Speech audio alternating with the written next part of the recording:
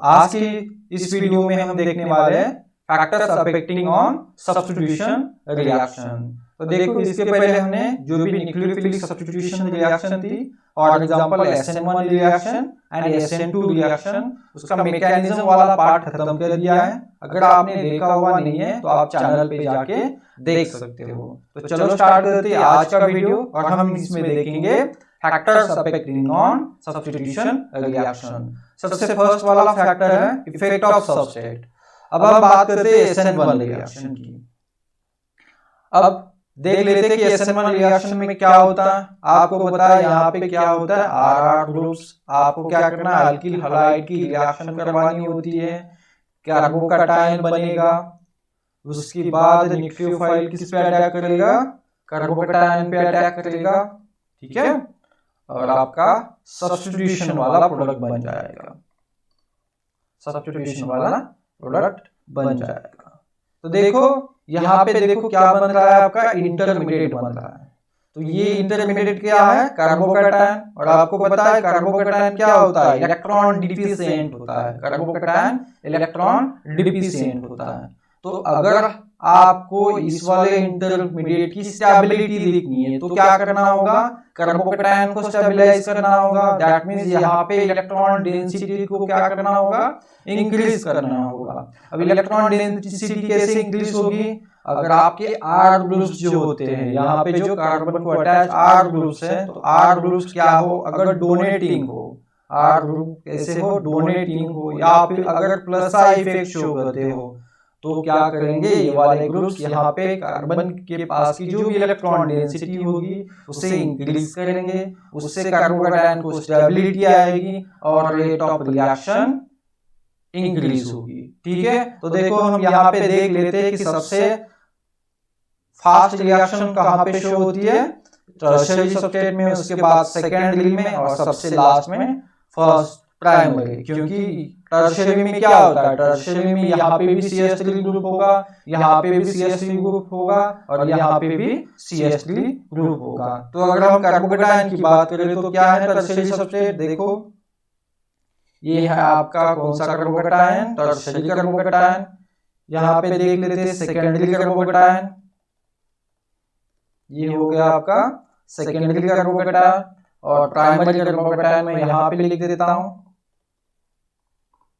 ये है आपका प्राइमरी कार्बोकैटायन। तो देखो यहाँ पे तीनों groups CH3 CH3 CH3 plus I effect से और हाइपर कॉन्जुगेशन से, प्लस आई इफेक्ट से और हाइपर कॉन्जुगेशन से क्या करने वाले हैं, इस वाले कार्बोकैटायन को क्या करेंगे, स्टेबलाइज करेंगे। ओके, इलेक्ट्रॉन प्रोवाइड करके स्टेबलाइज कराएंगे। तो SN1 रिएक्शन का रेट टर्शियरी सबस्ट्रेट में सबसे ज्यादा होगा, उसके बाद सेकेंडरी में और सबसे लास्ट में प्राइमरी में, ठीक है, समझ गया। तो अगर आप SN1 रिएक्शन की बात करते हो तो रिएक्शन का रेट क्या रहेगा, टर्शियरी, सेकेंडरी और उसके बाद प्राइमरी सबस्ट्रेट, ठीक है। अब देखो उसी तरह से अगर आपको क्या करना है, SN1 रिएक्शन में देखना है, ठीक है, आपको क्या करना है, SN1 रिएक्शन में देखना है। तो SN1 रिएक्शन में हम क्या करते हैं, देखो यहाँ पे यहीं पे देख लेते हैं।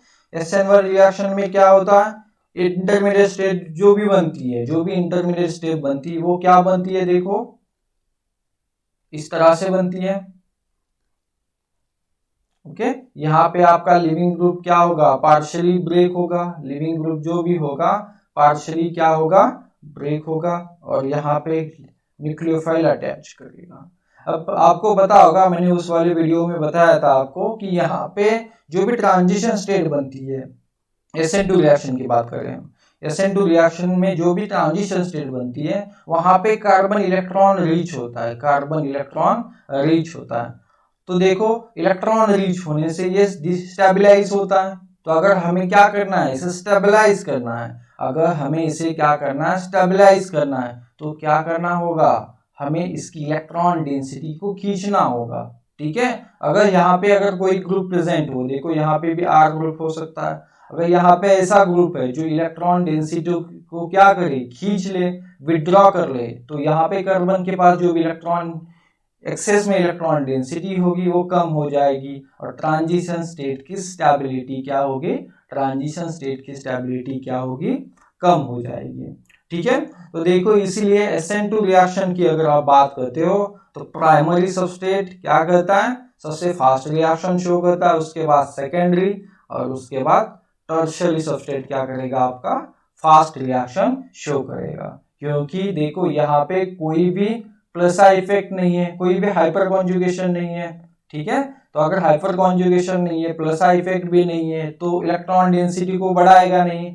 ठीक है, अगर इलेक्ट्रॉन डेंसिटी को नहीं बढ़ाएगा तो क्या होगा, ऑब्वियसली ट्रांजिशन स्टेट की स्टेबिलिटी इंक्रीज होगी। ठीक है, अगर आप टर्शियरी की बात करते हो तो यहाँ पे रेट ऑफ रिएक्शन कम है, यहाँ पे प्लस इफेक्ट भी ज्यादा होगा, इस वाले सबस्टेट में प्लस इफेक्ट भी सबसे ज्यादा होगा, और हाइपर कॉन्जुगेशन भी ज्यादा है। तो हाइपर कॉन्जुगेशन से और प्लस इफेक्ट से यहाँ पे इलेक्ट्रॉन डेंसिटी और ज्यादा होगी, और ये वाला ट्रांजिशन स्टेट डिस्टेबलाइज हो जाएगा, और रेट ऑफ रिएक्शन सबसे कम होगी।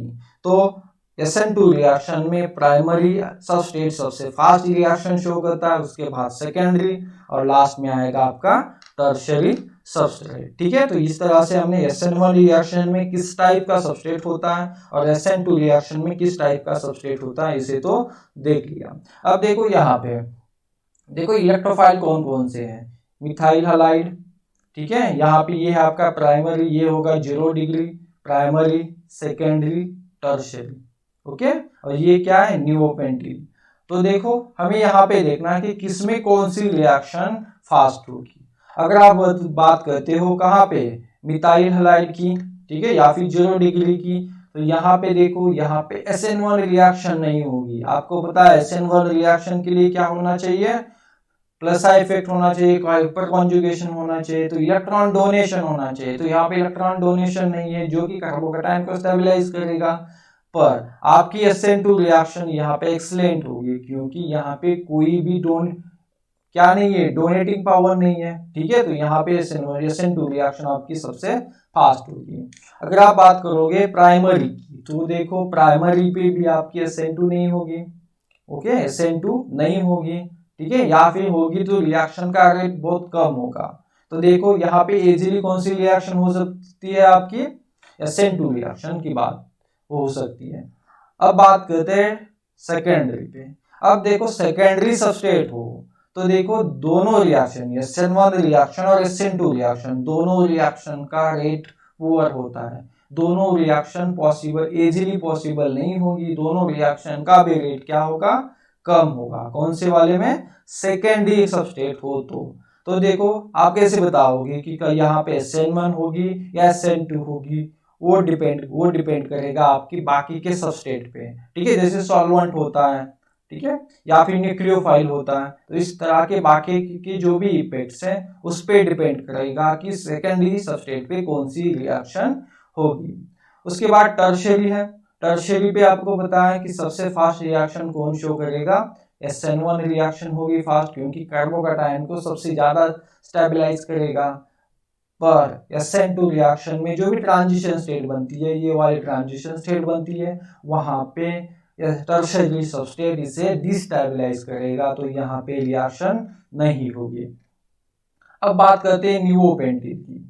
अब देखो नियोपेंटिल की अगर आप बात करते हो तो देखो इससे अगर आप SN1 रिएक्शन करनी है आपको, तो देखो इस तरह का सबस्ट्रेट बनेगा, 1 मिनट, यहाँ पे कार्बोकैटायन बनेगा। अब देखो यहाँ पे प्लस इफेक्ट तो है, पर यहाँ पे हाइपर कॉन्जुगेशन कुछ भी नहीं है, यहाँ पे हाइपर कॉन्जुगेशन नहीं है।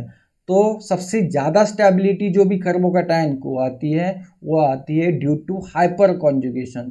तो यहाँ पे अगर हाइपर कॉन्जुगेशन नहीं है तो यहाँ पे ये कार्बोकैटायन को स्टेबलाइज नहीं कर पाएगा, यहाँ पे इसे स्टेबलाइज नहीं कर पाएगा। ठीक है, तो यहाँ पे देखो अगर नियोपेंटिल वाला सबस्ट्रेट हो तो यहाँ पे आपकी SN1 रिएक्शन नहीं होगी। उसके बाद बात करेंगे हम इसकी SN2 रिएक्शन की। तो मैंने पहले ही बता दिया यहाँ पे कुछ अमाउंट में प्लस इफेक्ट भी है। ठीक है, कुछ अमाउंट में प्लस इफेक्ट भी है जो क्या करेगा, और इलेक्ट्रॉन डेंसिटी इंक्रीज करेगा। और देखो, और उससे ज़्यादा यहाँ पे और एक इफेक्ट होता है स्टेरिक हिंड्रेंस का, ठीक है। क्योंकि अगर हम बात करेंगे SN2 रिएक्शन की, तो यहाँ पे देखो ऑलरेडी कार्बन के अलाउंग कितने बॉन्ड बने हुए हैं, यहाँ पे 2 पार्शली बॉन्ड है, इसका मतलब यहाँ पे कोऑर्डिनेशन नंबर है 5, ठीक है। तो ऑलरेडी इस कार्बन के सराउंडिंग में स्टेरिक हिंड्रेंस ज़्यादा है। तो देखो अगर इस टाइप की सिस्टम हो तो स्टेरिक हिंड्रेंस और ज़्यादा होगा। अगर स्टेरिक हिंड्रेंस ज़्यादा हो जाएगा तो SN2 रिएक्शन नहीं पॉसिबल होगी, ठीक है। तो नियोपेंटिल सबस्ट्रेट में आपकी SN2 रिएक्शन भी पॉसिबल नहीं है, SN1 रिएक्शन भी पॉसिबल नहीं है। SN1 रिएक्शन क्यों पॉसिबल नहीं है? क्योंकि यहाँ पे हाइपर कॉन्जुगेशन इफेक्ट नहीं है, हाइपर कॉन्जुगेशन से कार्बोकैटायन को स्टेबिलिटी नहीं आएगी। SN2 रिएक्शन क्यों नहीं है? क्योंकि यहाँ पे स्टेरिक हिंड्रेंस ज़्यादा है। आगे जाके हम स्टेरिक हिंड्रेंस को भी डिटेल में पढ़ने वाले हैं, ठीक है। ओके, अब देखो यहाँ पे दिया हुआ है, ये एक आपके पास अल्किल हैलाइड है और यहाँ पे कोई भी ग्रुप हो सकता है। देखो यहाँ पे जो ग्रुप होगा इलेक्ट्रॉन डोनेटिंग हो सकता है, या विदड्रॉइंग भी हो सकता है, ठीक है, विदड्रॉइंग भी हो सकता है। तो आपको डिसाइड करना है कि यहाँ पे SN1 रिएक्शन कब होगी और SN2 रिएक्शन कब होगी, SN1 रिएक्शन कब होगी और SN2 रिएक्शन कब होगी, ठीक है। फॉर एग्जांपल आप मान सकते हो ये सेकेंडरी सबस्ट्रेट है, तो सेकेंडरी सबस्ट्रेट पे SN1 रिएक्शन कब होगी और SN2 रिएक्शन कब होगी। अब देखो अगर आपका ये वाला यहाँ पे जो ग्रुप होगा वो डोनेटिंग है तो आपकी SN1 रिएक्शन होगी। अगर डोनेटिंग है तो SN1 रिएक्शन होगी। क्यों होगी भाई SN1 रिएक्शन? क्योंकि SN1 रिएक्शन में कार्बोकैटायन बनता है और डोनेटिंग ग्रुप क्या करेगा, जो भी कार्बोकैटायन बनेगा उसे स्टेबलाइज कराएगा, ठीक है। उसके बाद बात करते हैं विथड्रॉइंग ग्रुप की। अगर यहाँ पे आपका कौन सा ग्रुप हो, विथड्रॉइंग ग्रुप हो, तो विथड्रॉइंग ग्रुप क्या करेगा, SN2 रिएक्शन या SN2 मैकेनिज्म पाथ को फॉलो करेगा। क्यों करेगा? क्योंकि कार्बन के यहाँ पे इलेक्ट्रॉन डेंसिटी ज़्यादा होती है। जो भी ग्रुप, अगर यहाँ पे इलेक्ट्रॉन डेंसिटी ज़्यादा है तो जो भी ग्रुप यहाँ से विथड्रॉ करेगा, अगर कोई ग्रुप विथड्रॉ करेगा तो क्या होगा, इस वाले रिएक्शन का रेट सबसे ज़्यादा होगा। इसलिए देखो याद रखो, अगर डोनेटिंग ग्रुप प्रेजेंट हो, सेकेंडरी सबस्ट्रेट पे डोनेटिंग ग्रुप प्रेजेंट हो तो SN1 रिएक्शन होगी या फिर SN1 रिएक्शन को फॉलो करेगा, और अगर विथड्रॉइंग ग्रुप हो तो SN2 रिएक्शन को क्या करेगा, फॉलो करेगा। ओके, अब देख लेते हैं यहाँ पे एग्जांपल। अब देखो ये क्या है आपका, ओके, यहाँ पे एक सबस्ट्रेट है। अब आपको बताना है यहाँ पे कौन सी रिएक्शन फास्ट होगी, सेकेंडरी रिएक्शन फास्ट होगी या फिर टर्शरी रिएक्शन, सेकेंडरी नहीं, SN1 रिएक्शन फास्ट होगी या फिर SN2 रिएक्शन हो सकती है, ठीक है। तो देखो कौन सी रिएक्शन होगी। अब देखो ये वाला कौन सा, कार्बोनिल ग्रुप किसकी तरह एक्ट होता है, कार्बोनिल ग्रुप आपके इलेक्ट्रॉन विथड्रॉइंग ग्रुप की तरह एक्ट होता है, ठीक है। तो ये क्या करेगा, जो भी ट्रांजिशन स्टेट बनेगी वहां से इलेक्ट्रॉन को विथड्रॉ करेगा।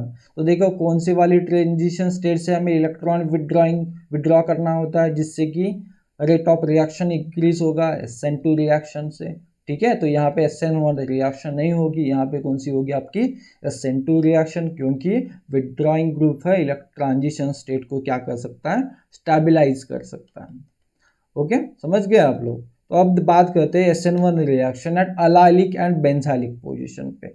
अलाइलिक एंड बेंजाइलिक पोजीशन पे SN1 रिएक्शन का या फिर SN2 रिएक्शन का रेट क्या होता है। अब देखो अलाइलिक पोजीशन क्या होती है, ओके। अब देखो यहाँ पर डबल बॉन्ड है, ओके, यहाँ पे कार्बन है, उसके अल्फा पोजीशन पे, डबल बॉन्ड से अल्फा पोजीशन पे अगर कोई कार्बन है, ठीक है, तो इसे हम क्या बोलेंगे, इसे हम बोलेंगे अलाइलिक कार्बन, ठीक है, या फिर अलाइलिक पोजीशन। अब ये अगर ये देखो यहाँ पे हाइड्रोजन एटम कहाँ पे प्रेजेंट है, देखो इस वाले बेंजाइलिक पोजीशन पे, तो हम इसे बोलेंगे बेंजाइलिक पोजीशन, ठीक है। तो अगर बेंजीन के अल्फा पोजीशन पे है तो बेंजाइलिक पोजीशन, ठीक है, डबल बॉन्ड के अल्फा पोजीशन पे हो तो अलाइलिक पोजीशन, ठीक है, समझ गया आप लोग। तो हमें देखना है कि SN1 रिएक्शन में अलाइलिक और बेंजाइलिक पोजीशन पे रिएक्शन स्लो होती है या फास्ट होती है, किसके कंपैरिजन में, सिंपल अल्किल हलाइड के कंपैरिजन में। अब देखो आपके पास यहाँ पे सिंपल अल्किल हलाइड है, यहाँ पे क्या है, अलाइलिक अल्किल हलाइड है। अब आपको बताना है कि इन दोनों में रिएक्शन फास्ट कहाँ पे हो सकती है। तो देखो अगर हम SN1 रिएक्शन की बात करेंगे तो यहाँ पे इंटरमीडिएट क्या बनेगा, यहाँ पे इंटरमीडिएट ए वाला बनेगा। यहाँ पे अगर आप इंटरमीडिएट बनाओगे तो देखो यहाँ पे इंटरमीडिएट कार्बोकैटायन बनेगा। अब देख यहाँ भी कार्बोकैटायन बना हुआ है, यहाँ पे भी कार्बोकैटायन बना हुआ है, क्योंकि हम SN1 रिएक्शन की बात कर रहे हैं। तो देखो कार्बोकैटायन इलेक्ट्रॉन डिफिशिएंट होता है, ठीक है। अगर आपको इसे स्टेबलाइज करना है तो इलेक्ट्रॉन डेंसिटी को प्रोवाइड करना पड़ेगा। अब देखो यहाँ से पाई बॉन्ड यहाँ पे आएगा कॉन्जुगेशन में, और क्या होगा, इसे स्टेबिलिटी आएगी, ठीक है, कॉन्जुगेशन में आएगा और इसे क्या आएगी, स्टेबिलिटी आएगी, इस तरह का मॉलिक्यूल बनेगा। अब ड्यू टू इस कॉन्जुगेशन से इसे क्या आएगी, स्टेबिलिटी ज़्यादा आएगी, ठीक है। अब देखो यहाँ पे भी कार्बोकैटायन को स्टेबलाइज कर रहा है, पर इलेक्ट्रॉन यहाँ पे जो प्रोवाइड हो रहे हैं वो कहाँ से हो रहे हैं, यहाँ पे जो इलेक्ट्रॉन प्रोवाइड हो रहे हैं वो इस वाले सिग्मा बॉन्ड से हो रहे हैं, ठीक है ना। कहाँ से, सिग्मा बॉन्ड से हो रहे हैं। सिग्मा बॉन्ड से कहाँ पे देखो, यहाँ पे आपका अल्किल हलाइड का बॉन्डिंग ऑर्बिटल है, यहाँ पे इसका एंटी बॉन्डिंग ऑर्बिटल है। तो इसके एंटी बॉन्डिंग ऑर्बिटल में इलेक्ट्रॉन्स क्या कर रहे हैं, प्रोवाइड हो रहे हैं, ठीक है। तो यहाँ पे सिग्मा बॉन्ड से इलेक्ट्रॉन डोनेशन हो रहा है और यहाँ से पाई बॉन्ड से इलेक्ट्रॉन डोनेशन हो रहा है, ठीक है।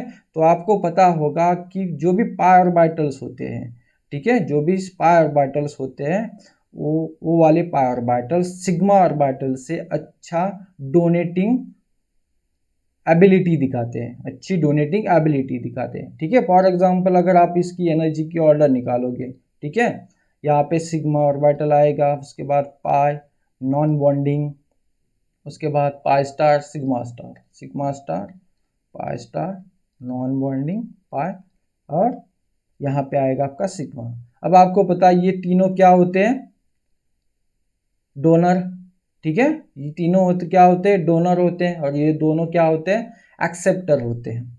अगर आपको डोनेट करना है तो देखो हमें क्या करना होता है, जिसकी भी हाईएस्ट एनर्जी है, जहाँ पे भी हाईएस्ट एनर्जी है उसी ऑर्बिटल से इलेक्ट्रॉन को डोनेट करना होता है, सही है ना। तो देखो अगर सिग्मा और पाई ऑर्बिटल की बात करोगे आप, तो पाई ऑर्बिटल की यहाँ पे एनर्जी ज़्यादा है सिग्मा से, तो ये वाला ऑर्बिटल इजीली इलेक्ट्रॉन को डोनेट कर पाएगा और उससे क्या आएगी, कार्बोकैटायन को स्टेबिलिटी आएगी सबसे ज़्यादा। तो आप बोल सकते हो कि सिंपल अल्किल हलाइड से अलाइलिक अल्किल हलाइड वाला जो भी सबस्टेट होगा वो क्या करेगा, SN1 रिएक्शन को फास्ट शो करेगा, ठीक है। या फिर यहाँ पे अलाइलिक कार्बोकैटायन जो होगा वो सबसे ज़्यादा स्टेबल होगा, ठीक है। तो देखो यहाँ पे क्या बनता है, आपको पता है यहाँ पे क्या बनता है, इस तरह से ट्रांजिशन स्टेट बनती है। यहाँ पे एक्स ग्रुप क्या होगा, डिसोसिएट होने लगेगा, ठीक है। और पाई बॉन्ड से आप क्या करोगे, अलाइलिक बॉन्ड जो भी होगा उसके पाई बॉन्ड से आप क्या करोगे, इलेक्ट्रॉन डेंसिटी को प्रोवाइड करोगे, और यहाँ से पाई बॉन्ड से क्या होगी, इलेक्ट्रॉन डेंसिटी डोनेट होगी। इसीलिए अगर अलाइलिक सबस्टेट हो या फिर बेंजाइलिक सबस्टेट में भी सेम ही होगा, सही है ना, बेंजाइलिक सबस्टेट में भी सेम ही होगा। यहाँ पे भी जो इलेक्ट्रॉन डेंसिटी प्रोवाइड हो रही है वो कहाँ से हो रही है, पाई बॉन्ड से। तो देखो आप यहाँ से बोल सकते हो कि allylic and benzylic substrate undergoes SN1 reaction faster than that of corresponding substrate। तो सिंपल अल्किल हलाइड के कंपैरिजन में अलाइलिक और बेंजाइलिक सबस्टेट हो तो SN1 रिएक्शन का रेट सबसे फास्ट होगा, ठीक है। तो आप बोल सकते हो कि अलाइलिक और benzylic substrates are better substrate for SN1 reaction. तो अब बात करते हैं SN2 रिएक्शन की। SN2 रिएक्शन में कौन सा वाला सबस्टेट फास्ट रिएक्शन शो करेगा। यहाँ पे आपका सिंपल अल्किल हलाइड और अलाइलिक अल्किल हलाइड, या इसके जगह पे आप ले सकते हो बेंजाइलिक अल्किल हलाइड भी ले सकते हो, पर दोनों में सेम मैकेनिज्म होगा, ठीक है, दोनों में सेम मैकेनिज्म होगा। अब देखो हमें क्या करना है, यहाँ पे देखना है कि कौन सी रिएक्शन फास्ट होगी। अब देखो यहाँ पे इंटरमीडिएट स्टेप क्या बनती है, यहाँ पे देखो आपकी इंटरमीडिएट स्टेप क्या बनती है, इंटरमीडिएट स्टेप क्या बनेगी, देखो यहाँ पे X होगा, ठीक है। देखो यहाँ पे दिखाया हुआ है मैंने, यहाँ पे देखो x क्या है, पार्शली ब्रेक हुआ है और न्यूक्लियोफाइल भी अटैच हुआ है। तो देखो आपको पता है यहाँ पे इलेक्ट्रॉन डेंसिटी ज़्यादा होती है। तो हमें क्या करना है, अगर इस वाले सिस्टम को स्टेबलाइज करना है, इस वाले सिस्टम को या इस वाले ट्रांजिशन स्टेट को आपको अगर स्टेबलाइज करना है, तो यहाँ पे जो भी इलेक्ट्रॉन डेंसिटी होगी, यहाँ पे जो भी इलेक्ट्रॉन डेंसिटी होगी उसे कम करना है। यहाँ पे देखो इलेक्ट्रॉन डेंसिटी कम कैसे होगी, यहाँ से जो भी इलेक्ट्रॉन है वहाँ ये क्या करेंगे, कुछ टाइम के लिए डोनेट किए जाएंगे यहाँ पे। दैट मीन्स कौन से वाले ऑर्बिटल में, यहाँ पे पाई स्टार ऑर्बिटल में, ठीक है, क्योंकि आपके पास अलाइलिक पोजीशन में पाई बॉन्ड प्रेजेंट है, ठीक है। तो यहाँ पे पाई स्टार ऑर्बिटल में इलेक्ट्रॉन डोनेशन हो जाएगा। तो इलेक्ट्रॉन कहाँ पे डोनेट हो रहा है, पाई स्टार में, ठीक है। तो अगर आप अल्किल हैलाइड की, सिंपल अल्किल हैलाइड की बात करते हो, अगर आप सिंपल अल्किल हैलाइड की बात करते हो, तो यहाँ पे जो न्यूक्लियोफाइल, यहाँ पे जो इलेक्ट्रॉन डोनेशन होगा वो कहाँ पे होगा, इलेक्ट्रॉन डोनेशन हो सकता है इलेक्ट्रॉन सिग्मा स्टार में, ठीक है। तो अगर हमें देखना है कि पाई स्टार अच्छा ऑर्बिटल होता है, एक्सेप्टर ऑर्बिटल होता है, या फिर सिग्मा स्टार अच्छा एक्सेप्टर ऑर्बिटल होता है, तो यहाँ पे देख लो, आपको पता है ये दोनों क्या होते हैं, एक्सेप्टर ऑर्बिटल होते हैं। तो अगर आपको एक्सेप्ट करना है तो एनर्जी क्या होनी चाहिए, एनर्जी कम होनी चाहिए। हम एक्सेप्टर का क्या देखते हैं, लूमो देखते हैं, लोवेस्ट अनऑक्यूपाइड मॉलिक्यूलर ऑर्बिटल होता है। अनऑक्यूपाइड क्यों, क्योंकि इलेक्ट्रॉन एक्सेप्ट कर पाए, लोवेस्ट एनर्जी होनी चाहिए, ठीक है। तो अगर आप देखोगे सिग्मा स्टार और पाई स्टार में, तो पाई स्टार की एनर्जी कम है, पाई स्टार अच्छा एक्सेप्टर होगा, ठीक है। तो देखो यहाँ पे इन दोनों सबस्टेट में, यहाँ पे पाई स्टार में इलेक्ट्रॉन को एक्सेप्ट कर रहा है और यहाँ पे सिग्मा स्टार में, तो यहाँ पे बेटर स्टेबलाइजेशन आ रहा है, यहाँ पे बेटर स्टेबलाइजेशन आ रहा है। कौन से सबस्टेट में, अलाइलिक सबस्टेट में, या फिर आप बोल सकते हो बेंजाइलिक सबस्टेट में। अब देखो, अगर बेंजाइलिक सबस्टेट में या फिर अलाइलिक सबस्टेट में इलेक्ट्रॉन डेंसिटी कम हो रही है, ट्रांजिशन स्टेट को स्टेबिलिटी आ रही है, तो ये रिएक्शन फास्ट कहाँ पे होगी, अलाइलिक और बेंजाइलिक पोजीशन पे ही रिएक्शन फास्ट होगी। तो अगर आप SN2 रिएक्शन की भी बात करते हो, तो अलाइलिक और benzylic substrate better reaction show करेंगे इन कंपैरिजन किसके, सिंपल अल्किल हैलाइड के। तो देखो यहाँ पे एक स्टेटमेंट है, here the problem is large electron density, ज़्यादा electron density in the transition state, and these extra electron density can be donated to empty pi star orbital of C double bond C, double bond के pi star orbital में donate की जाती है जो भी extra electron density होती है, and therefore stabilize the transition state, उससे ट्रांजिशन स्टेट जो भी बनेगी SN2 रिएक्शन में वो स्टेबलाइज हो जाएगी। So consequently rate of reaction will increases. तो अगर हम बात करें सिंपल अल्किल हैलाइड की और अलाइलिक बेंजाइलिक की, तो अलाइलिक बेंजाइलिक का रेट ज़्यादा होगा किसके कंपैरिजन में, सिंपल अल्किल हैलाइड के। अब देखो यहाँ पे 4 सबस्टेट दिए गए हैं, हम इसे नंबरिंग कर लेते हैं, फर्स्ट, सेकंड, थर्ड, फोर्थ।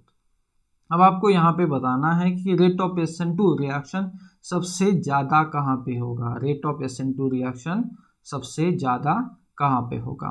अब देखो आपको क्या करना है, आपको पता है SN2 रिएक्शन में जो भी ट्रांजिशन स्टेट बनती है वो इलेक्ट्रॉन रिच होती है।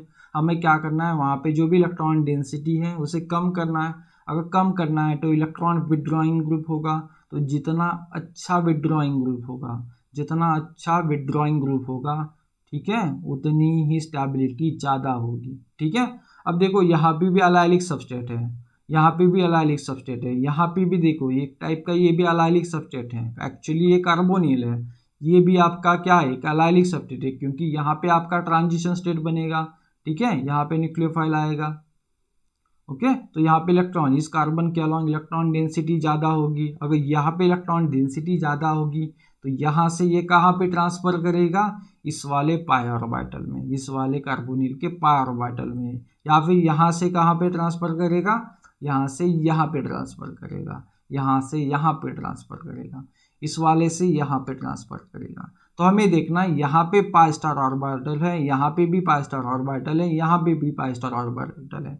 तो तीनों में से अच्छा एक्सेप्टर पाई स्टार ऑर्बिटल किसका होगा, तीनों में से अच्छा एक्सेप्टर पाई स्टार ऑर्बिटल किसका होगा।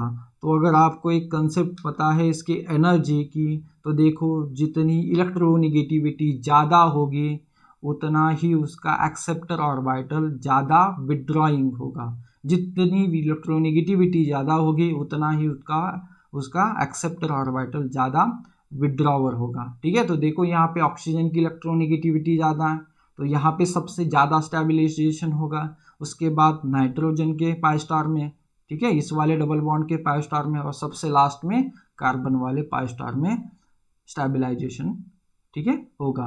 तो देखो अगर आप SN2 रिएक्शन की बात करोगे तो थर्ड में सबसे ज़्यादा, उसके बाद फोर्थ में, उसके बाद सेकंड में, और लास्ट में फर्स्ट, क्योंकि यहाँ पे कोई भी स्टेबलाइजेशन नहीं है, आपके पास सिंपल हलाइड है। और यहाँ पे आप बोल सकते हो कि यहाँ पे जो भी एक्सेस में इलेक्ट्रॉन डेंसिटी है, इन सभी कंपाउंड्स में जो भी एक्सेस में इलेक्ट्रॉन डेंसिटी है वो कहाँ पे जा रही है, आपकी पाई स्टार ऑर्बिटल में जा रही है। और pi star orbital better acceptor होता है सिग्मा स्टार के कंपैरिजन में।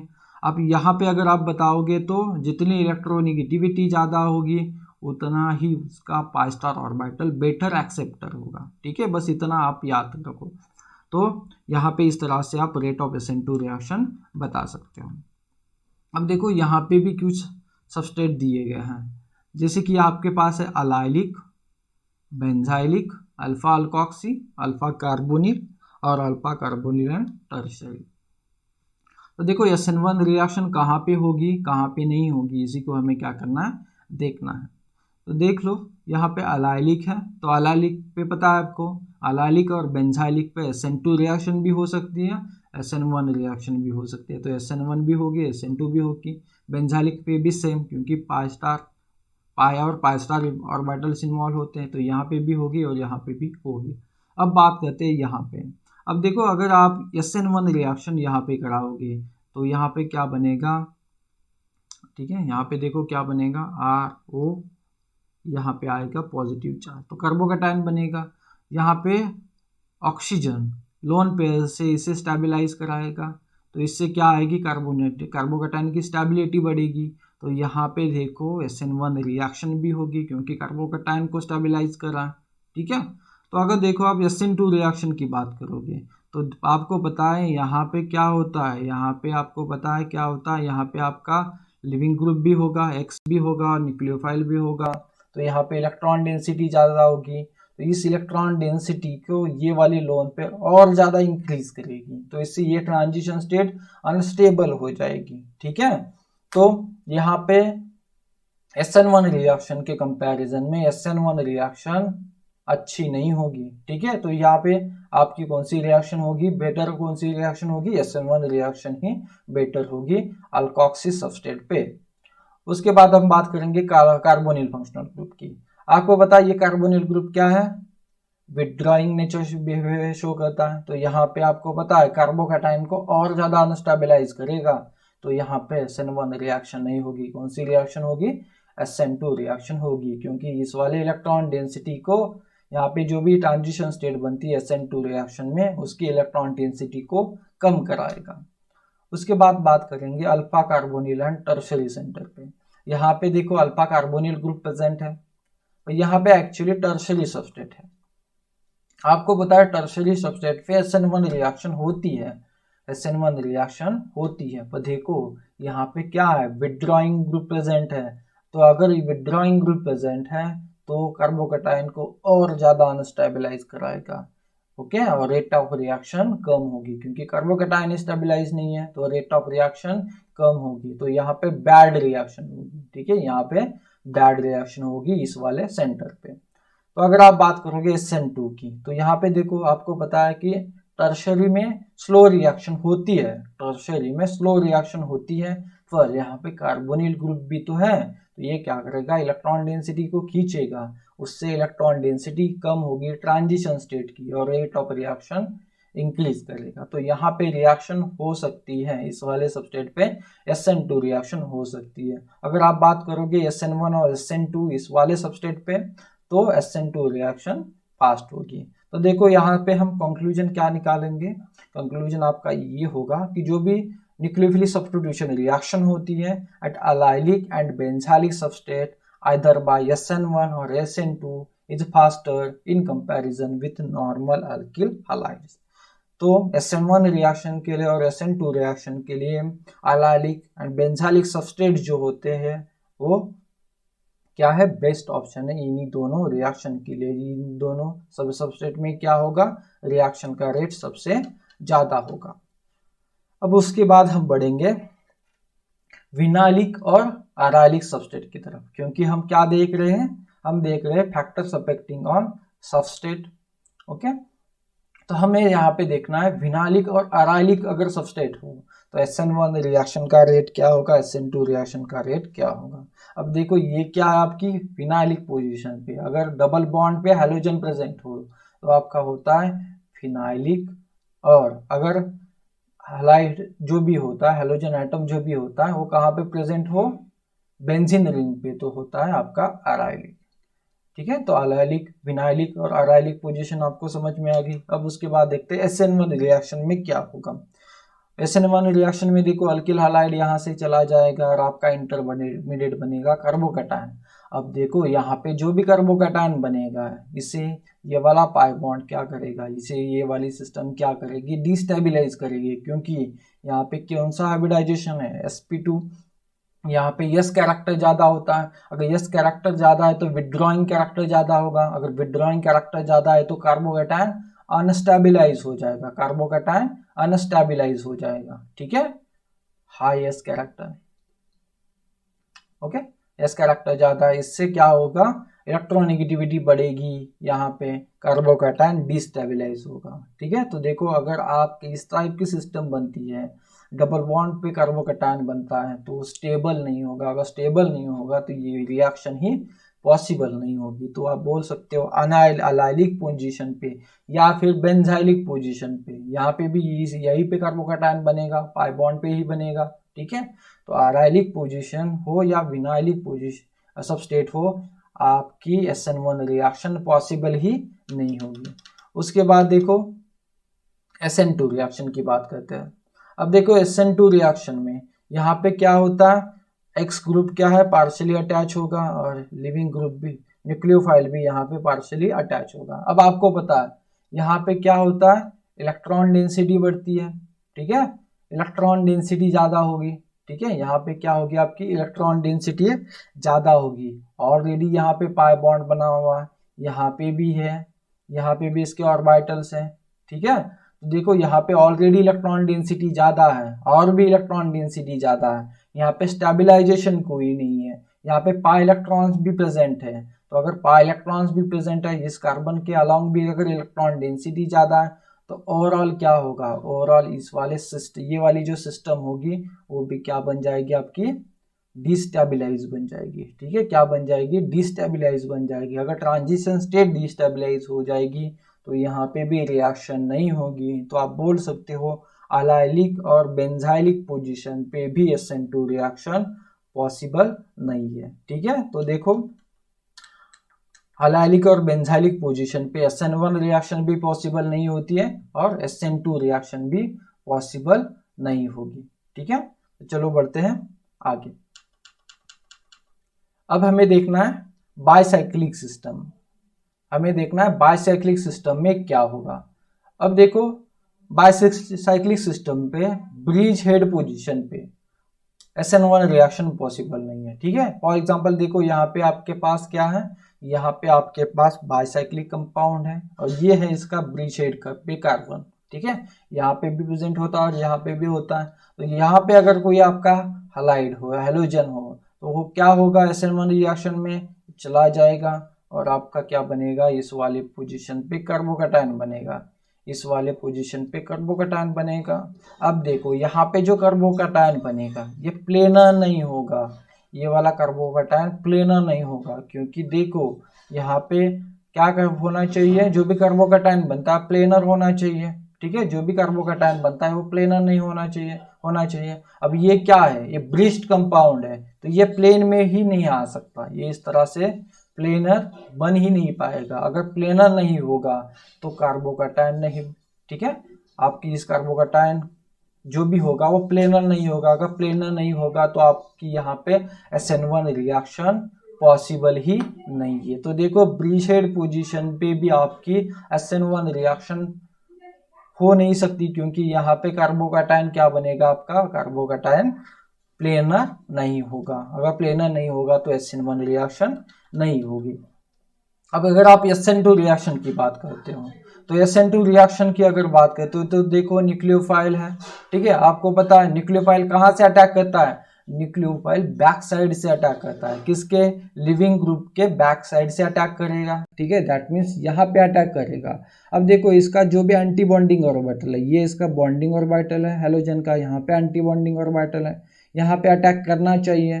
तो देखो ये कहाँ पे है, ये उस सिस्टम के बीच में है। अगर बीच सिस्टम के बीच में है तो न्यूक्लियोफाइल यहाँ पे अप्रोच ही नहीं कर पाएगा, अटैक ही नहीं होगा। अगर अटैक नहीं होगा तो SN2 रिएक्शन पॉसिबल नहीं है, ठीक है। तो यहाँ पे भी SN2 रिएक्शन आपकी नहीं होगी। तो देखो अगर आपके पास क्या हो, ब्रिजहेड पोजीशन हो बाइसाइक्लिक सिस्टम में, तो वहाँ पे SN1 रिएक्शन भी प्रेजेंट नहीं है, SN2 रिएक्शन भी प्रेजेंट नहीं है।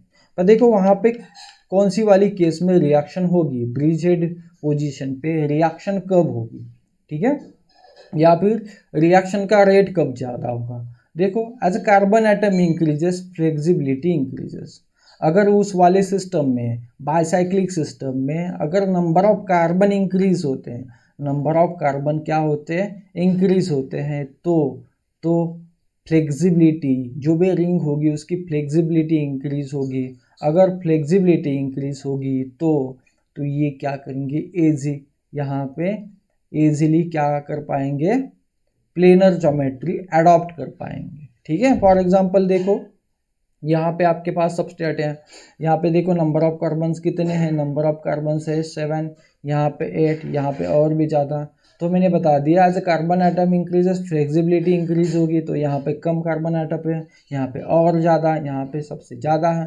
तो सबसे ज़्यादा फ्लेक्सिबिलिटी होगी इस वाले सिस्टम में। अगर सबसे ज़्यादा फ्लेक्सिबिलिटी है यहाँ पे तो क्या होगा, यहाँ पे carbocation easily planar geometry adopt कर पाएगा।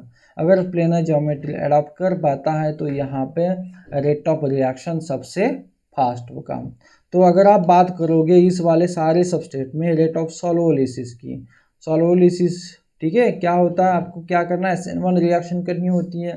तो SN1 रिएक्शन करनी है तो कार्बोकैटायन बनेगा। तो देखो हम नंबरिंग करवा देते हैं, फर्स्ट, सेकेंड, थर्ड, फोर्थ। तो सबसे फास्ट रिएक्शन कहाँ पे होगी, रेट ऑफ SN1 रिएक्शन सबसे फास्ट कहाँ पे होगी, सबसे फास्ट होगी फर्स्ट वाले सबस्टेट में। फर्स्ट वाले सबस्टेट में क्योंकि यहाँ पे क्या है, ये नॉर्मल अल्किल हैलाइड है और साइक्लिक है, तो carbocation easily planar geometry adopt कर पाएगा, ठीक है, इजीली प्लेनर ज्योमेट्री अडॉप्ट कर जाएगा और सबसे फास्ट रिएक्शन इसी वाले सबस्टेट में होगी। उसके बाद अगर बात करोगे कि तो 4 में सबसे फास्ट होगी, क्योंकि यहाँ पे क्या है, नंबर ऑफ कार्बन एटम्स ज़्यादा है। अगर नंबर ऑफ कार्बन एटम ज़्यादा है तो फ्लेक्सिबिलिटी ज़्यादा होगी और प्लेनर ज्योमेट्री अडॉप्ट कर पाएगा। उसके बाद थर्ड और लास्ट में आएगा आपका सेकेंड। तो इस वाले सबस्ट्रेट में अगर आप देखोगे तो रेट ऑफ SN1 रिएक्शन या फिर रेट ऑफ सॉलोलिसिस क्या की ऑर्डर ये वाली होगी, ओके। अब उसके बाद और एक एग्जांपल देखने वाले हैं। यहाँ पे देखो, यहाँ पे भी तीनों सबस्ट्रेट है, ठीक है। अब यहाँ पे जो लिविंग ग्रुप प्रेजेंट है ये क्या, OTS क्या, ये वेटेड लिविंग ग्रुप होता है। और यहाँ पे जो लिविंग ग्रुप प्रेजेंट है ये ब्रिजहेड पोजीशन पे नहीं है, इस वाले कंपाउंड के ब्रिजहेड पोजीशन पे प्रेजेंट नहीं है। तो अगर आपको यहाँ पे SN1 रिएक्शन की, SN1 रिएक्शन का रेट बताना है, SN1 रेट बताना, तो आप क्या बता सकते हो, फर्स्ट, सेकेंड, थर्ड, ठीक है। आप वीडियो को पॉज करके खुद का आंसर निकाल सकते हो, ठीक है, और उसके बाद यहाँ पे आंसर मैच कर लेना। अब देखो इससे क्या बनेगा, कार्बोकैटायन बनेगा, ठीक है। कहाँ पे कार्बोकैटायन बनेगा, इस वाले सबस्ट्रेट पे कार्बोकैटायन बनेगा, ठीक है। मैं बना देता हूँ, सबस्ट्रेट पूरा बना देता हूँ, ओके। यहाँ पे कार्बोकैटायन बनेगा। अभी अगर यहाँ पे कार्बोकैटायन बनेगा, ठीक है, तो इस पे स्टेबिलिटी पे रेट ऑफ रिएक्शन डिपेंड होगी, ठीक है, स्टेबिलिटी पे डिपेंड होगी। अब देखो यहाँ पे कौन सा ग्रुप है, यहाँ पे आपका CN ग्रुप है, यहाँ पे भी CN ग्रुप है, ठीक है। तो CN ग्रुप क्या होगा, CN ग्रुप इलेक्ट्रॉन विड्रॉइंग की तरह एक्ट करता है। तो CN ग्रुप अगर है तो कार्बोकैटायन को और ज़्यादा अनस्टेबलाइज बनाएगा, ठीक है। तो यहाँ पे कोई भी विड्रॉइंग ग्रुप नहीं है। अगर यहाँ पे कोई विड्रॉइंग ग्रुप नहीं है तो सबसे ज़्यादा स्टेबिलिटी इसी कार्बोकैटायन की होगी। इसकी इन दोनों के कंपैरिजन में सबसे ज़्यादा स्टेबिलिटी इसी कार्बोकैटायन की होगी। तो रेट ऑफ SN1 रिएक्शन सबसे ज़्यादा फर्स्ट वाले सबस्ट्रेट में ही होगी। उसके बाद बात करेंगे सेकेंड और थर्ड में क्या होगा। अब देखो अगर बात करोगे सेकेंड और थर्ड में तो देखो यहाँ पे जो CN प्रेजेंट है वो कार्बोकैटायन वाले कार्बन पे ही प्रेजेंट है और यहाँ पे कार्बोकैटायन के एडजेसेंट पोजीशन पे प्रेजेंट है। तो देख लो अभी यहाँ पे स्ट्रक्चर लिख देता हूँ मैं इन जनरल। ये कार्बोकैटायन बना हुआ है, ठीक है। ये कहाँ पे प्रेजेंट है, सेम कार्बोकैटायन वाले कार्बन पे ही प्रेजेंट है आपका CN ग्रुप, ओके। और एक सबस्ट्रेट निकाल देते हैं, ये वाला सबस्ट्रेट भी है आपके पास, ओके। कार्बोकैटायन यहाँ पे नहीं होगा, ये इस वाले पोजीशन पे कार्बोकैटायन होगा, ठीक है। क्योंकि कार्बोकैटायन वाले कार्बन के बीटा पोजीशन पे नाइट्राइल ग्रुप क्या है आपका प्रेजेंट है। अब देखो आपको पता है ये विड्रॉइंग ग्रुप शो करेगा, -I पे शो करता है, ठीक है, या विड्रॉइंग ग्रुप है आपका, ठीक है। और देखो अगर कार्बोकैटायन अल्फा पोजीशन पे प्रेजेंट हो तो देखो यहाँ से ये वाला ग्रुप डोनेट कर सकता है और इसे स्टेबिलिटी आ सकती है। अब यहाँ पे इलेक्ट्रॉन डोनेशन कब पॉसिबल होगा, अगर कार्बोकैटायन ओनली कौन से पोजीशन पे प्रेजेंट हो, अल्फा पोजीशन, इस वाले ग्रुप के अल्फा पोजीशन पे प्रेजेंट हो तो ही यहाँ से डोनेशन पॉसिबल है, ठीक है। एक्चुअली ये विड्रॉइंग कैरेक्टर दिखाता है पर यहाँ से डोनेशन भी होगा अगर अल्फा पोजीशन पे कार्बोकैटायन प्रेजेंट हो तो, ठीक है। तो यहाँ पे देखो यहाँ से कार्बोकैटायन के बीटा पोजीशन पे है, ठीक है। तो यहाँ पे ये डोनेशन पॉसिबल नहीं होगा, यहाँ पे डोनेशन पॉसिबल नहीं होगा। तो आप इन सबस्ट्रेट में देख सकते हो यहाँ पे ये क्या करेगा, -I इफेक्ट भी दिखाएगा पर डोनेशन भी होगा, इलेक्ट्रॉन का डोनेशन भी होगा। और यहाँ पे ओनली -I इफेक्ट है, ठीक है, इलेक्ट्रॉन डोनेशन कुछ भी नहीं है। तो अगर आप कार्बोकैटायन की स्टेबिलिटी देखोगे तो सेकेंड वाले सबस्ट्रेट में कार्बोकैटायन की स्टेबिलिटी सबसे ज़्यादा होगी और SN1 रिएक्शन का रेट भी सबसे ज़्यादा होगा, ठीक है, समझ गया आप लोग। तो देखो अगर आपका कार्बोकैटायन नाइट्राइल ग्रुप के अल्फा पोजीशन पे है तो क्या होगा, इलेक्ट्रॉन से डोनेट कर पाएगा, ठीक है। अगर कार्बोकैटायन बीटा पोजीशन पे है, नाइट्राइल के बीटा पोजीशन पे है तो इलेक्ट्रॉन डोनेशन पॉसिबल नहीं है, लोन पेयर से इलेक्ट्रॉन डोनेशन पॉसिबल नहीं है, ठीक है। तो इसी तरह से आपको इसे सॉल्व करना होगा। अब देखते हैं स्टेरिक इफेक्ट। अब स्टेरिक इफेक्ट भी सबसे इम्पॉर्टेंट पॉइंट होता है SN1 और SN2 रिएक्शन में। तो अगर आप बात करोगे SN1 रिएक्शन की तो आपको पता है यहाँ पे ट्रांजिशन स्टेट क्या बनती है, ट्रांजिशन स्टेट क्या बनती है आपकी कार्बोकैटायन, और ये वाला कार्बोकैटायन क्या होता है, प्लेनर कार्बोकैटायन होता है। कार्बोकैटायन क्या होता है, प्लेनर कार्बोकैटायन होता है। तो देखो अगर यहाँ पे जो भी R ग्रुप प्रेजेंट होते हैं, ठीक है, अगर R ग्रुप बल्कि है, R ग्रुप क्या है, बल्कि है, तो जितना बल्कीनेस ज़्यादा होगा इन सभी ग्रुप्स का, इन R ग्रुप्स का जितना बल्कीनेस ज़्यादा होगा उतना ही ये वाला carbocation easily planar geometry adopt कर पाएगा।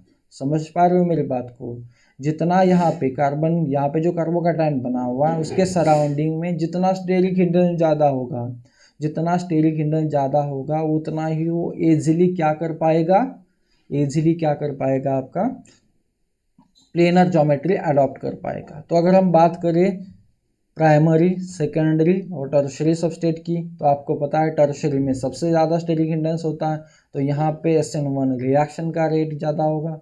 तो उसके बाद यहाँ पे सबसे कम, यहाँ पे क्योंकि यहाँ पे स्टेरिक हिंड्रेंस ही नहीं है तो टर्शरी सबस्टेट में इजीली क्या अडॉप्ट कर पाएगा, इजीली अडॉप्ट प्लेनर ज्योमेट्री, यहाँ पे इजीली प्लेनर ज्योमेट्री क्या कर पाएगा, अडॉप्ट कर पाएगा, जिससे कि SN1 रिएक्शन का रेट क्या होगा, सबसे ज़्यादा होगा। इसलिए ये हमने देख लिया SN1 रिएक्शन के बारे में कि वहाँ पे स्टेरिक इफेक्ट क्या होगा। तो जितना स्टेरिक हिंड्रेंस ज़्यादा होगा उतनी ही SN1 रिएक्शन फास्ट होगी, ठीक है। अब देखते हैं SN2 रिएक्शन में। अब देखो SN2 रिएक्शन में इंटरमीडिएट स्टेप क्या बनती है, आपको पता है इस तरह से बनता है। यहाँ पे लिविंग ग्रुप होगा, यहाँ पे न्यूक्लियोफाइल होगा, कोऑर्डिनेशन नंबर इसका होता है 5। तो ऑलरेडी इस कार्बन के सराउंडिंग में स्टेरिक हिंड्रेंस ज़्यादा है, ठीक है, ऑलरेडी स्टेरिक हिंड्रेंस ज़्यादा है, ठीक है। तो देखो अगर आपने यहाँ पे स्टेरिक हिंड्रेंस और इंक्रीज कर दिया, अगर स्टेरिक है कार्बन के सराउंडिंग में आर ग्रुप का स्टेरिक हिंड्रेंस और इंक्रीज कर दिया, तो ये जो न्यूक्लियोफाइल है, इसे अप्रोच ही नहीं कर पाएगा, ठीक है, न्यूक्लियोफाइल अप्रोच ही नहीं कर पाएगा, ठीक है। तो अगर न्यूक्लियोफाइल अप्रोच नहीं कर पाएगा तो रिएक्शन ही नहीं होगी। तो आप बोल सकते हो कि SN2 रिएक्शन में जितना स्टेरिक हिंड्रेंस ज़्यादा होगा उतना ही रेट ऑफ रिएक्शन कम होगा। इसीलिए प्राइमरी सबस्ट्रेट में सबसे फास्ट रिएक्शन होती है, इसके कंपैरिजन में टर्शरी के कंपैरिजन में, क्योंकि यहाँ पे स्टेरिक हिंड्रेंस सबसे ज़्यादा होता है, तो रेट ऑफ रिएक्शन भी कम होगा किस वाली रिएक्शन में, SN2 रिएक्शन में। तो जो भी कुछ डिपेंड है, इस सभी रिएक्शन का मैकेनिज्म आपको पता होना चाहिए। सब कुछ जो भी थ्योरी डिपेंड है वो आपके ट्रांजिशन स्टेट पे डिपेंड है। तो बस आपने अगर ट्रांजिशन स्टेट में क्या बनता है उसे अगर एक बार अंडरस्टैंड कर लिया तो आप जितने भी फैक्टर्स हैं, ठीक है, उसको इजीली क्या कर पाओगे, अंडरस्टैंड कर पाओगे। तो इस तरह से आप बोल सकते हो कि SN2 रिएक्शन में जितना स्टेरिक हिंड्रेंस ज़्यादा होगा उतना ही रेट ऑफ रिएक्शन क्या होगा, कम हो जाएगा। ओके, तो हमने बात कर ली स्टेरिक इफेक्ट की। अब बात करते हैं सॉल्वेंट की, क्योंकि सॉल्वेंट भी इन दोनों रिएक्शन में अच्छा रोल क्या करता है, होता है, सॉल्वेंट का भी अच्छा रोल होता है। तो देखो जनरल स्टेटमेंट देख लेते हैं, ठीक है, इन जनरल स्टेटमेंट देख लेते हैं। पोलर प्रोटिक सॉल्वेंट जो होते हैं सॉल्वेट करते हैं बोथ कैटायन एंड एनायन को, ठीक है। तो पोलर प्रोटिक सॉल्वेंट क्या करेंगे, कैटायन को भी सॉल्वेट करेंगे और एनायन को। दैट मीन्स जो भी सॉल्वेंट होगा वो क्या होगा, इसके सराउंडिंग में होगा, इस वाले कैटायन के सराउंडिंग में आएगा और इसे स्टेबलाइज करेगा, ठीक है। आप बोल सकते हो सॉल्वेट करेगा, दैट मीन्स इसे स्टेबलाइज करेगा, ठीक है। सॉल्वेशन से क्या होगा, कैटायन को और एनायन को भी स्टेबिलिटी आ जाएगी। तो पोलर प्रोटिक सॉल्वेंट में कैटायन भी स्टेबलाइज हो जाता है आपका और एनायन भी स्टेबलाइज हो जाता है, क्योंकि पोलर प्रोटिक सॉल्वेंट कैटायन को भी सॉल्वेट कर देते हैं और एनायन को भी सॉल्वेट कर देते हैं। अब आपको पता है पोलर प्रोटिक सॉल्वेंट कौन सा होता है, फॉर एग्जांपल इथेनॉल। ओके, अब ये क्या है आपका पोलर प्रोटिक सॉल्वेंट। देखो यहाँ पे क्या है, इलेक्ट्रोनेगेटिव एटम को अटैच्ड हाइड्रोजन है, ठीक है, तो ये हाइड्रोजन बॉन्डिंग कर सकता है। अगर इस टाइप का अगर आपका पास सॉल्वेंट होता है तो आप इसे बोलते हैं पोलर प्रोटिक सॉल्वेंट। और पोलर प्रोटिक सॉल्वेंट क्या करेगा, सॉल्वेट करेगा, कैटायन को भी सॉल्वेट करेगा और एनायन को भी सॉल्वेट करेगा। अब बात करेंगे पोलर अप्रोटिक की। देखो पोलर ही है और अप्रोटिक है, दैट मीन DMSO, DMF। अब यहाँ पे क्या है, ये दोनों सॉल्वेंट क्या है आपके, ये दोनों सॉल्वेंट्स क्या है, पोलर अप्रोटिक है। अब पोलर अप्रोटिक सॉल्वेंट क्या करते हैं, solvate only cation, only cation को सॉल्वेट करेंगे, ठीक है, ओनली कैटायन को सॉल्वेट करेंगे। दैट मीन्स ओनली कैटायन को क्या करने वाले हैं, स्टेबलाइज करने वाले, ठीक है। तो देखो इससे एक कंक्लूजन निकाल सकते हो। अगर आप पोलर प्रोटिक सॉल्वेंट की बात करोगे, polar protic solvent decreases nucleophilicity, ठीक है, डिक्रीजेस न्यूक्लियोफिलिसिटी, क्योंकि देखो पोलर प्रोटिक सॉल्वेंट क्या कर रहा है, एनायन को भी स्टेबलाइज कर रहा है। अगर एनायन स्टेबलाइज हो गया तो वो क्या होगा, उसकी रिएक्टिविटी कम होगी, ठीक है। अगर रिएक्टिविटी कम होगी तो न्यूक्लियोफिलिसिटी कम होगी। तो पोलर प्रोटिक सॉल्वेंट क्या करता है, डिक्रीज करता है न्यूक्लियोफिलिसिटी को, ठीक है। हम न्यूक्लियोफिलिसिटी की बात करेंगे यहाँ पे, तो पोलर प्रोटिक सॉल्वेंट डिक्रीज करेगा न्यूक्लियोफिलिसिटी की। अब अगर बात करो पोलर अप्रोटिक सॉल्वेंट की, तो देखो polar protic solvent increases the nucleophilicity, क्योंकि आपको पता है polar aprotic solvent only cation को स्टेबलाइज करेगा, कैटायन को सॉल्वेट करेगा, एनायन का तो कुछ भी नहीं होगा, ठीक है। तो यहाँ पे बोल सकते हो पोलर अप्रोटिक सॉल्वेंट जो होता है वो न्यूक्लियोफाइल की न्यूक्लियोफिलिसिटी इंक्रीज करेगा, ठीक है। तो अगर आपको बेटर न्यूक्लियोफाइल चाहिए तो आपको कौन सा सॉल्वेंट यूज़ करना होगा, आपको यूज़ करना होगा पोलर अप्रोटिक सॉल्वेंट, ठीक है, फॉर बेटर न्यूक्लियोफाइल। तो यहाँ पे देखो, यहाँ पे पोलर अप्रोटिक सॉल्वेंट में न्यूक्लियोफिलिसिटी क्या हो रही है, डिक्रीज हो रही है, ठीक है। अब देख लेते हैं SN1 रिएक्शन का। SN1 रिएक्शन पे या फिर SN1 रिएक्शन में कौन सा सॉल्वेंट यूज करना है आपको। ठीक है, तो देखो SN1 रिएक्शन में पोलर प्रोटिक सॉल्वेंट यूज किया जाता है, पोलर प्रोटिक सॉल्वेंट यूज किया जाता है। क्यों यूज किया जाता है भाई? क्योंकि SN1 रिएक्शन का जो भी रेट डिपेंड होता है सबस्ट्रेट पे डिपेंड होता है, या फिर आप बोल सकते हो कार्बोकैटायन की स्टेबिलिटी पे। ठीक है, कार्बोकैटायन की स्टेबिलिटी पे। अब आपको पता है तो इन दोनों पे डिपेंड होता है। अब जो भी SN1 रिएक्शन होती है तो SN1 रिएक्शन का रेट न्यूक्लियोफाइल पे नहीं डिपेंड होता, क्योंकि ये क्या है आपकी सेकेंड स्टेप है, फर्स्ट स्टेप होती है। सेकेंड स्टेप में न्यूक्लियोफाइल क्या करेगा, कार्बोकैटायन पे अटैक करेगा, तो न्यूक्लियोफाइल रेट ऑफ रिएक्शन पे कोई भी इफेक्ट नहीं शो करेगा। ठीक है, तो पोलर प्रोटिक सॉल्वेंट आपको पता है, पोलर प्रोटिक सॉल्वेंट क्या करता है, कैटायन को भी स्टेबलाइज कर देता है और एनायन को भी स्टेबलाइज कर देता है। तो देखो यहाँ पे जो कभी कार्बोकैटायन बनेगा, जो भी कार्बोकैटायन बनेगा उस पर पॉजिटिव चार्ज होता है, तो कार्बोकैटायन को तो स्टेबलाइज कर देगा पोलर प्रोटिक सॉल्वेंट, कार्बोकैटायन को तो स्टेबलाइज कर देगा। ठीक है, और देखो न्यूक्लियोफाइल को भी स्टेबलाइज करेगा, क्योंकि कैटायन एंड एनायन बोथ को क्या करेगा, स्टेबलाइज कराएगा। ठीक है, तो कैटायन को अगर स्टेबलाइज कराएगा तो कार्बोकैटायन की स्टेबिलिटी और इंक्रीज होगी।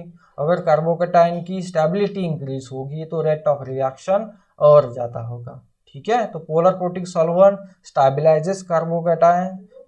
Okay, so after stabilization of carbocation, stability of carbocation increases as well as rate of reaction increases। तो यहाँ पे रेट ऑफ रिएक्शन क्या होगी, ज्यादा होगी। अब न्यूक्लियोफाइल को अगर स्टेबलाइज करेगा तो कुछ नहीं होगा, इसकी रिएक्टिविटी कम हो या ज्यादा हो, ठीक है, कोई मैटर नहीं है। ठीक है, कोई इफेक्ट नहीं होगा, क्योंकि न्यूक्लियोफाइल पे rate of reaction he involve नहीं है।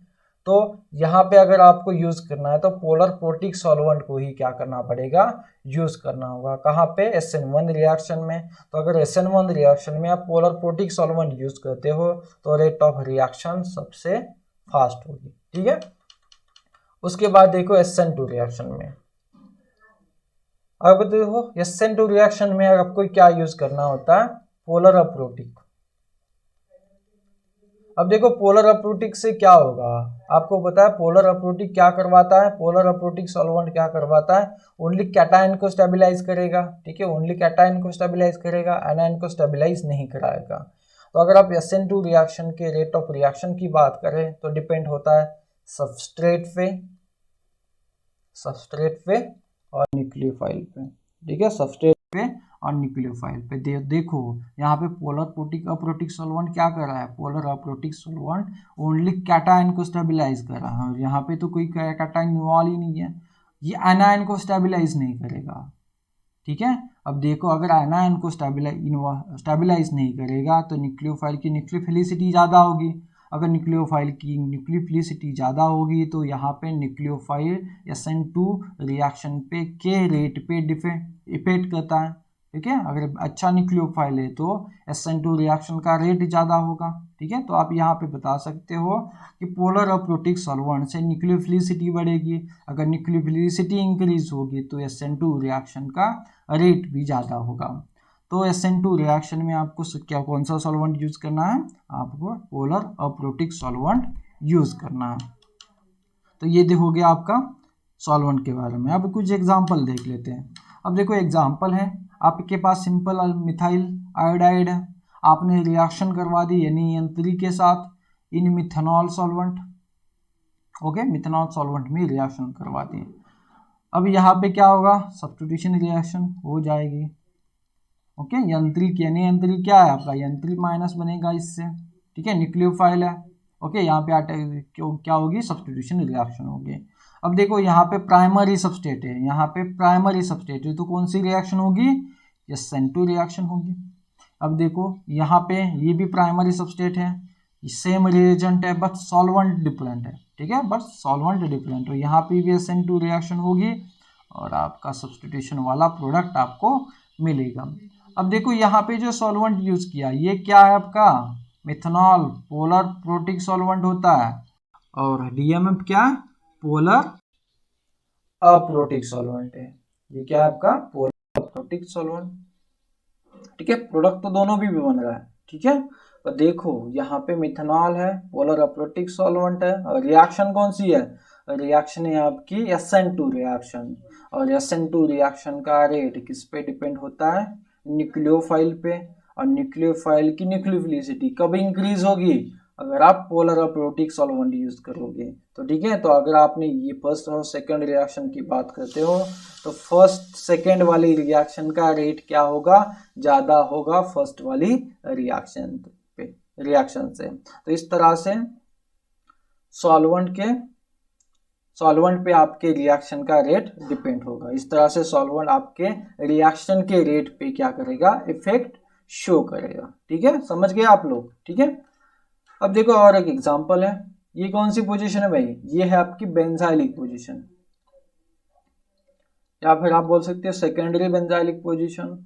अब बेंजाइलिक में पता है आपको, बेंजाइलिक या सेकेंडरी पोजीशन हो, यहाँ पे SN1 रिएक्शन भी पॉसिबल होती है, SN2 रिएक्शन भी पॉसिबल होती है। ठीक है, तो देखो अगर आपने मिक्सचर में सॉल्वेंट ले लिया 50% of water and 50% of water acetone. ठीक है, वाटर क्या है आपका, प्रोटिक सॉल्वेंट है, ये प्रोटिक सॉल्वेंट है, और एसीटोन क्या है, अप्रोटिक सॉल्वेंट है। ओके, तो प्रोटिक और प्रोटिक दोनों सॉल्वेंट यूज किया है आपने, तो आप यहाँ पे अगर न्यूक्लियोफाइल यूज करोगे, कोई भी न्यूक्लियोफाइल यूज करोगे तो कौन से रिएक्शन होंगे, तो देखो प्रोटिक सॉल्वेंट भी यूज किया है आपने, अप्रोटिक, तो यहाँ पे SN1 रिएक्शन भी होगी एंड SN2 रिएक्शन भी पॉसिबल होगी। SN1 रिएक्शन भी पॉसिबल है आपकी और SN2 रिएक्शन भी पॉसिबल है, क्योंकि बेंजाइल पोजीशन पे दोनों रिएक्शंस हो सकते हैं। और आपने सॉल्वेंट भी क्या लिया है, मिक्सचर में लिया हुआ 50%, तो दोनों रिएक्शन पॉसिबल है।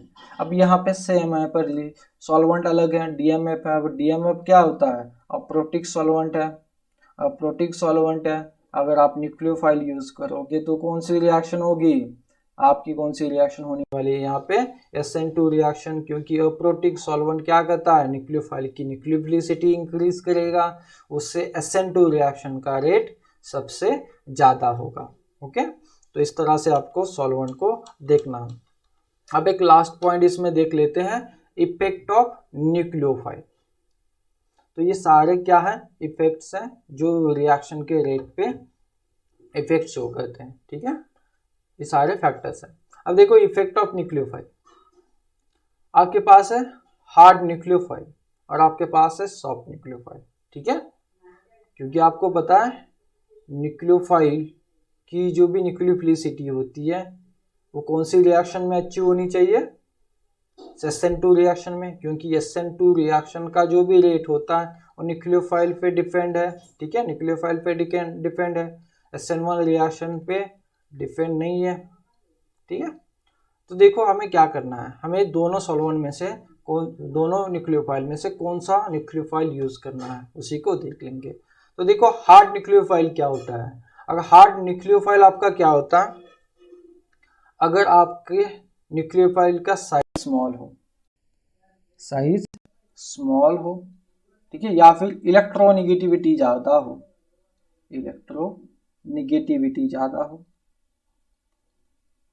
हाई इलेक्ट्रोनेगेटिविटी हो, तो आपका क्या हो जाएगा, हार्ड न्यूक्लियोफाइल जाएगा।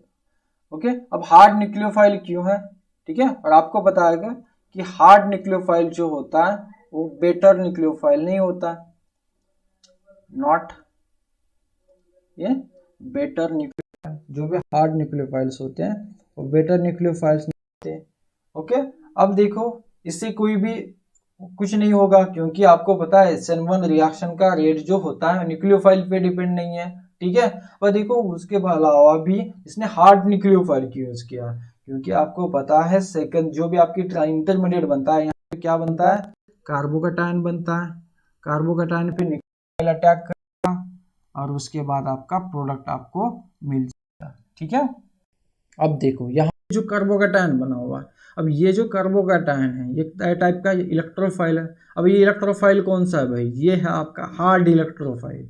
तो अगर आप हार्ड न्यूक्लियोफाइल यूज करते हो, अगर हार्ड इलेक्ट्रोफाइल है यहाँ पे SN1 रिएक्शन में, तो अगर हार्ड न्यूक्लियोफाइल यूज करते हो तो hard at interaction better interaction होती है और यहाँ पे फास्ट रिएक्शन होगी। ठीक है, क्या होगी आपकी, फास्ट रिएक्शन होगी। इसीलिए SN1 रिएक्शन में हार्ड न्यूक्लियोफाइल यूज किया जाता है, क्योंकि हार्ड इंटरेक्शन क्या करवाएगी, आपकी रिएक्शन फास्ट शो करेगी और रेट ऑफ रिएक्शन ज़्यादा होगा।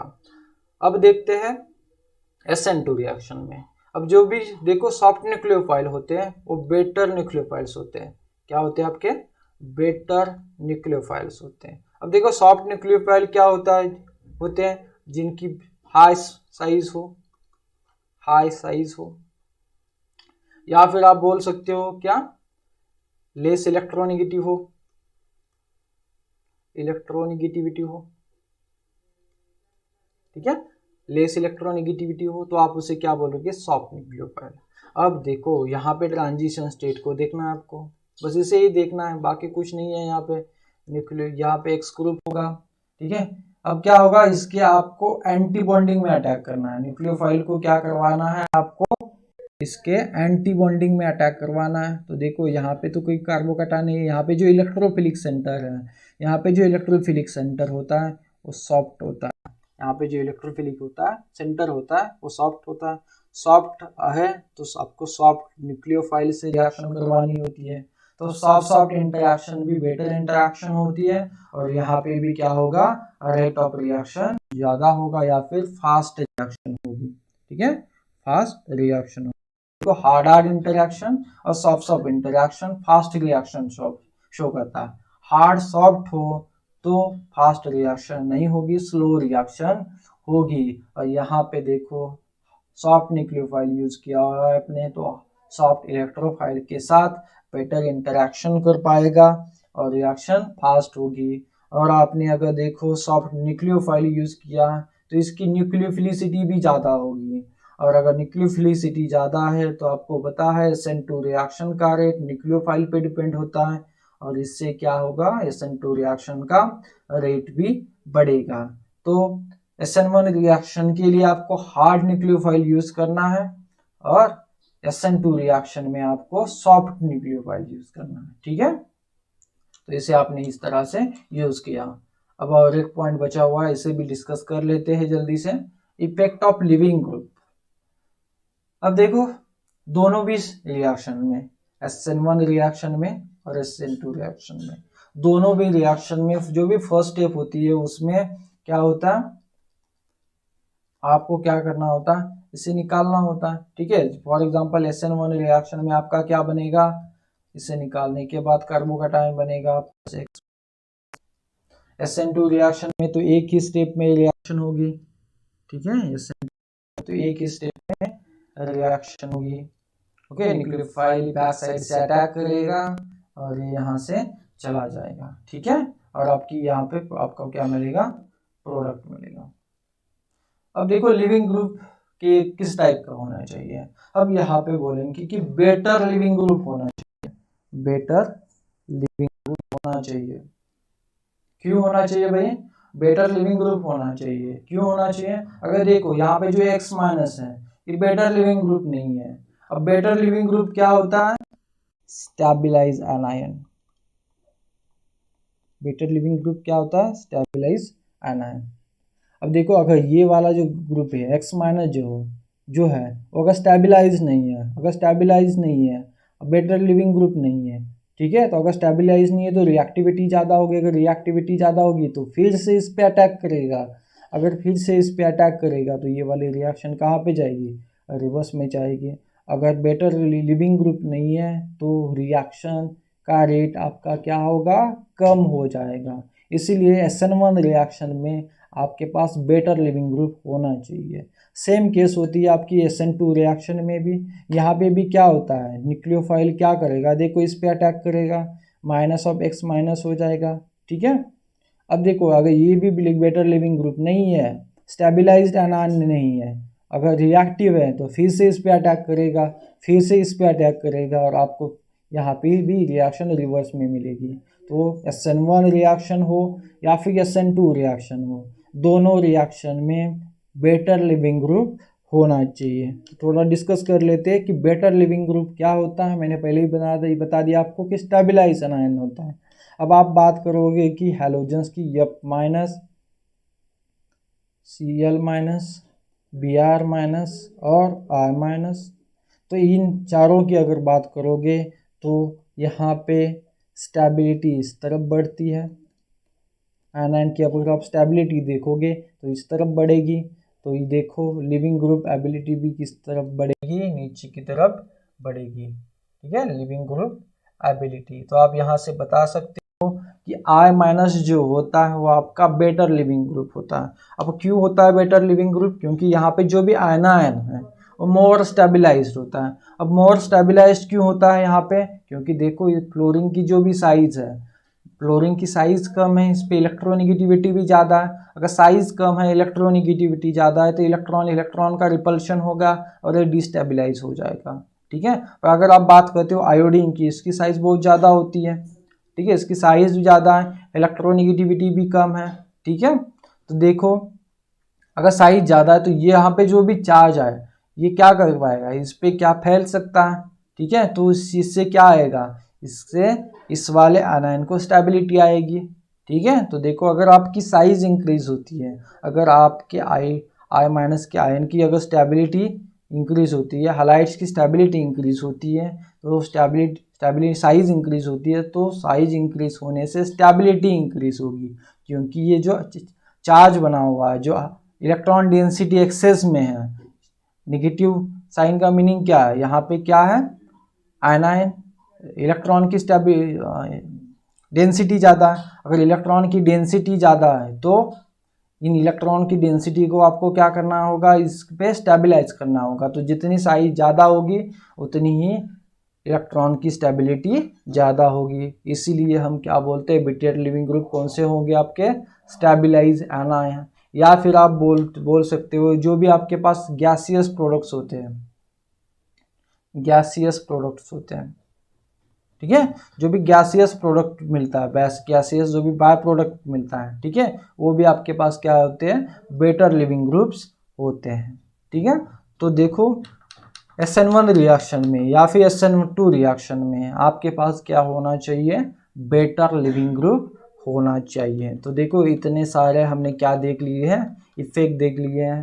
फर्स्ट है आपका इफेक्ट ऑफ सबस्ट्रेट, सबस्ट्रेट किस टाइप का होना चाहिए। ठीक है, सबस्ट्रेट जो भी होगा SN1 रिएक्शन में डोनर होना चाहिए, SN1 रिएक्शन में डोनर सबस्ट्रेट होना चाहिए, SN2 में एक्सेप्टर होना चाहिए, SN2 में एक्सेप्टर सबस्ट्रेट होना चाहिए। ठीक है, उसके बाद देखो अलाइलिक बेंजाइलिक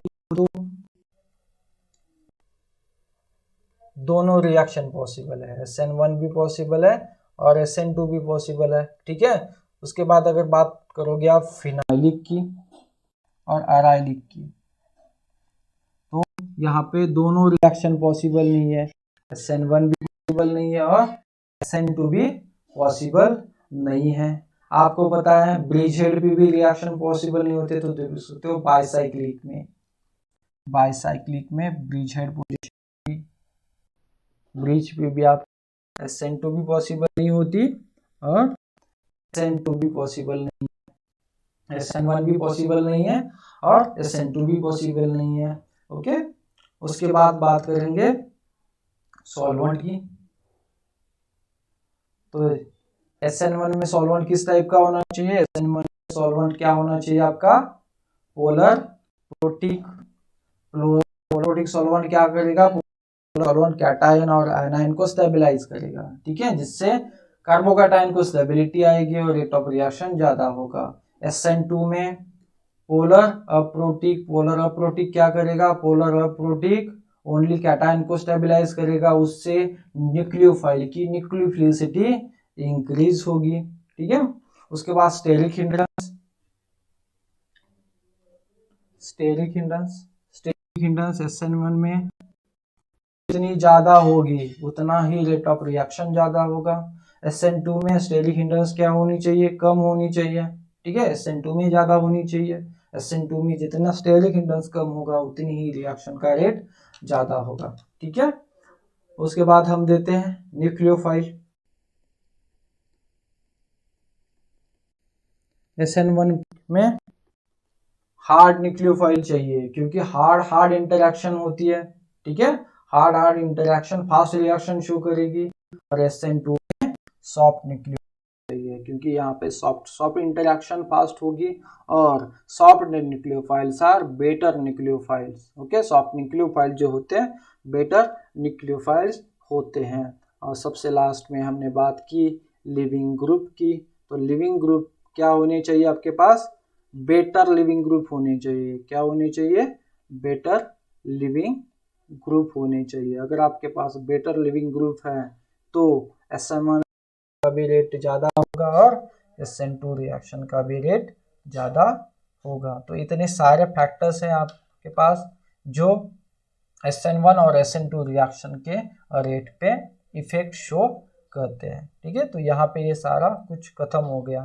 अब देखो हम यहाँ यहीं पे रुकेंगे, तो आगे जो भी लेक्चर होगा तो उसमें हम देखेंगे कि SN1 और SN2 रिएक्शन का जो भी एप्लीकेशन होगा, ठीक है, एप्लीकेशन होगा उसे हम क्या करेंगे देखने वाले हैं। इसमें हम देखेंगे कुछ CSR, नेट और गेट एग्जाम के प्रीवियस ईयर के क्वेश्चंस और जो भी नेम रिएक्शन है जिसमें SN1 रिएक्शन और SN2 रिएक्शन इन्वॉल्व होती है। ठीक है, तो हम इसे क्या करेंगे अगले लेक्चर में देखने वाले हैं। ठीक है, तो हम यहीं पे रुकेंगे। अगर आपको सब कुछ एक्सप्लेनेशन अच्छा लगता है, आप अंडरस्टैंड कर पाते हो तो वीडियो को लाइक कीजिए और आपके फ्रेंड्स के साथ शेयर भी कीजिए और सब्सक्राइब भी कर दीजिए। Thank you.